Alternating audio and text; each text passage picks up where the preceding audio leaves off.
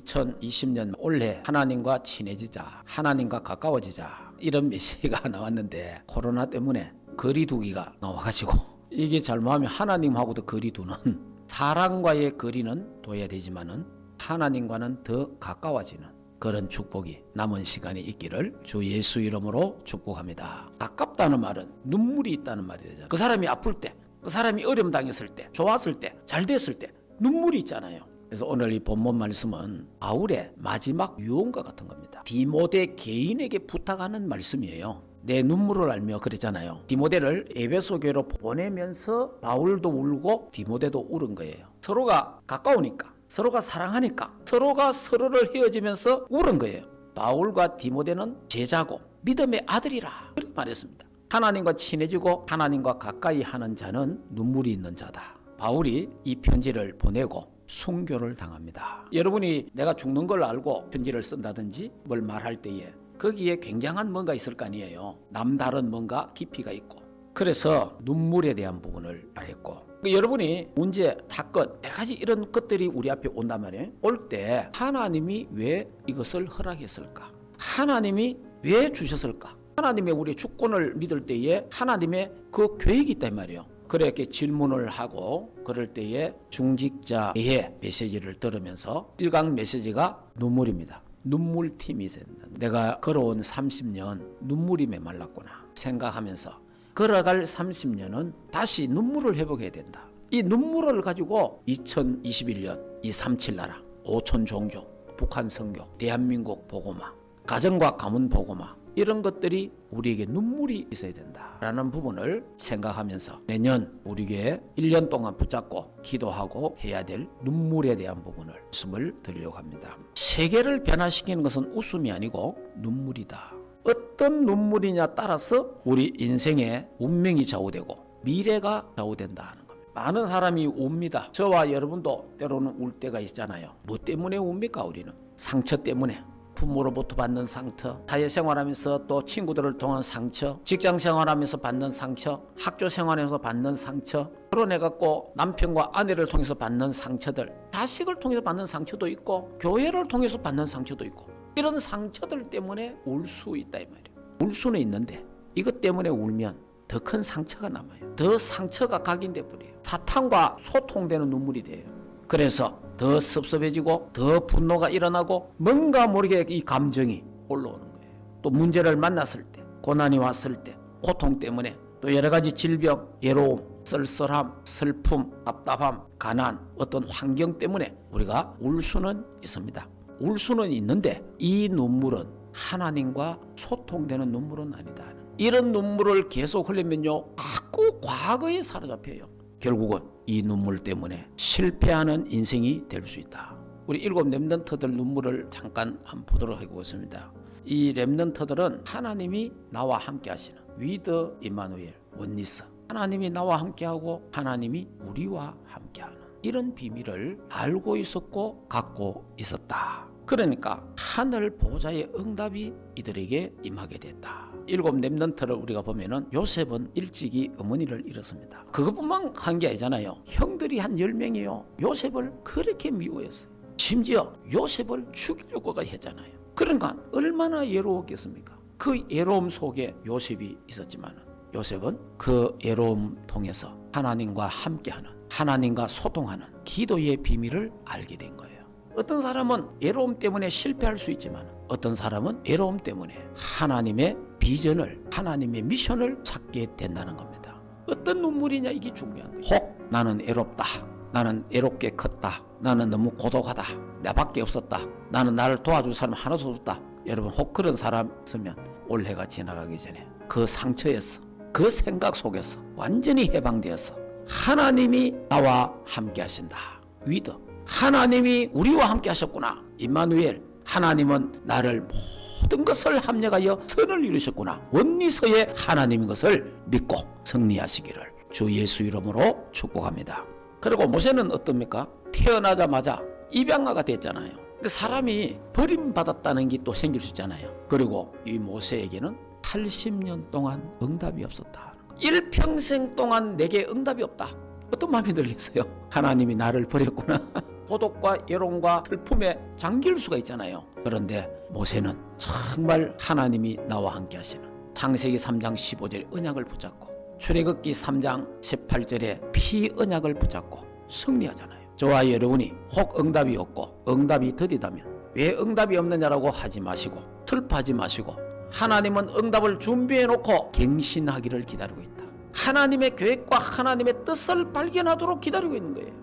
그걸 발견하면 하나님이 축복하시는 거예요. 자, 사무엘도 기도로 태어났는데 일찍이 젖을 떼면은 성전에 갔다 사회와 가정과 단절이 됐잖아요. 얼마나 외롭겠습니까? 얼마나 슬프겠어요. 사무엘은 언약궤 곁에서 하나님께 기도하면서 하나님의 음성을 듣고 드디어 하나님은 사무엘을 통해서 이스라엘 나라의 선지자요 제사장으로 또 그 당시의 왕으로 이 역할을 다한 사람이 사무엘이에요.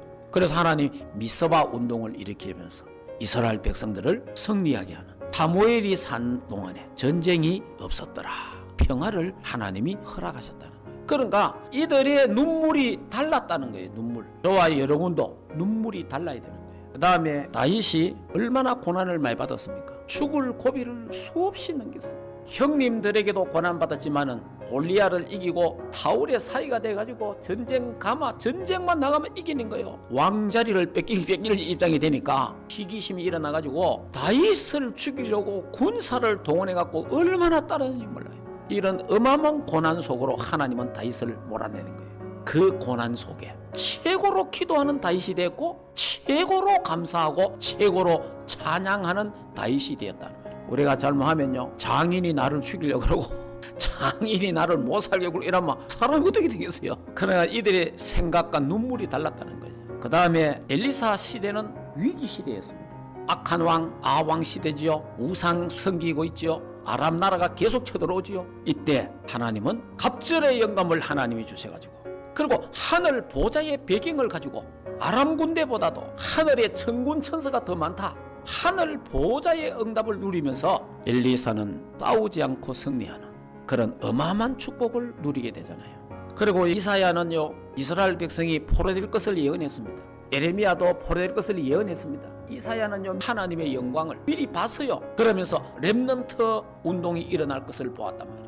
이사야 7장 14절에 보라 처녀가 잉태의 아들 낳으리니 그 이름을 임마누엘이라 하리라. 임마누엘의 비밀을 그리스도의 비밀을 다 가졌다 이 말이에요. 그리고 바울은 예수 믿는 사람을 잡아 죽이는 핍박자요 해방자였습니까? 이런 바울이 예수 그리스도를 만난 이후에 인생이 완전히 변화되어서 전도자가 됐잖아요. 바울이 전도자가 되면서부터 생명을 걸고 죽이려고 따라다녔던 비밀 결사대들이 있었습니다. 그리고 매도 많이 맞았습니다. 감옥도 많이 들어갔습니다. 배고픔도 많이 있었습니다. 그런 핍박 속에서 바울은 최고로 감사하고 최고로 기도를 많이 한 사람이에요. 결국은 나중에 순교로 인생을 마감을 합니다.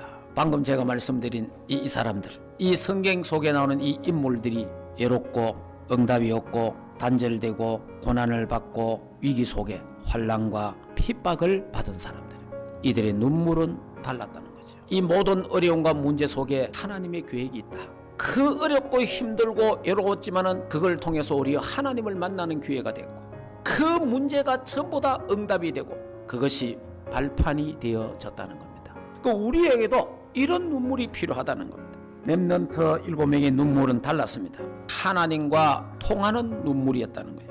여러분 우리는 어떤 눈물을 흘려야 되겠습니까? 이제 원래 모든 것 다 끝내고 밝아오는 새해는 복음을 위하여 복음에 의해서 흘리는 눈물, 구원받은 것 때문에 너무 감사하고 너무 감격한 눈물, 12가지 저주 재앙 운명 사주팔자에서 구원받은 것, 하나님의 자녀된 것, 거기에 대한 감사와 감격이 그 눈물이 새해에는 꼭 필요합니다. 여러분 교회 일 잘하는 사람 올 수도 있습니다. 교회에 돈 많은 사람도 올 수 있습니다. 교회에 권력 있는 사람, 학식 있는 사람도 올 수 있습니다. 그러나 진짜는 복음 때문에 눈물이 있는 사람이 진짜입니다. 진짜 복음 때문에 눈물이 있는 그 사람이 진짜라. 하나님은 이 눈물이 있는 교회, 이 눈물이 있는 중직자, 이 눈물이 있는 렘넌트, 이 눈물이 있는 교육자를 하나님은 찾고 계신다. 그래서 눈물팀이 있었다. 로마서 16장의 일꾼들이 바로 눈물팀이다. 그들이 위협을 무릅쓰고 생명을 걸고 헌신했습니다. 보호자요, 동력자요, 식균의 역할을 실제로 그 어려움 속에, 위협 속에 생명을 걸고 함께한 거예요. 바울과 디모데와 눈물이 통했다는 겁니다. 눈물로 소통된 거예요. 이 언약을 잡고 기도의 눈물 회복되기를 주 예수 이름으로 축복합니다. 눈물 있는 기도를 하나님은 찾고 계십니다. 바울과 디모데는 눈물이 통했습니다. 밤낮 쉬지 않고 내가 너를 위해서 기도한다라고 말했습니다. 서로 눈물이 통했다. 하나님의 눈물, 예수님의 그 눈물, 디모데의 눈물, 바울의 눈물이 오늘 저와 여러분들의 눈물이 되기를 주 예수 이름으로 축복합니다. 이 눈물이 회복되기를 주 예수 이름으로 축복합니다. 하나님 감사합니다. 세상에 많은 사람이 울고 있습니다. 애통하고 있습니다. 슬퍼하고 있습니다. 하나님이여 우리의 눈물은 달라지게 하옵소서. 우리는 세상 것 때문에 울지 않게 하시고 이제 사람 때문에도 울지 않게 하시고 우리는 복음 때문에 복음에 의해서 복음을 위하여 전도와 선교를 위해서 교회를 위해서 기도의 눈물, 기도의 찬양, 기도의 예배가 회복되게 하옵소서. 2021년도 우리 충만교회 모든 성도들이 이 눈물이 회복되게 하옵시고 바울과 디모데의 눈물, 로마서 16의 일꾼들처럼 눈물로 소통한 것처럼 이종과 우리 장로님, 권사님, 집사님, 렘넌트 교육자들이 이 눈물로 소통하는 한 해가 되도록 축복하옵소서. 예수 그리스도 이름으로 기도하옵나이다. 아멘.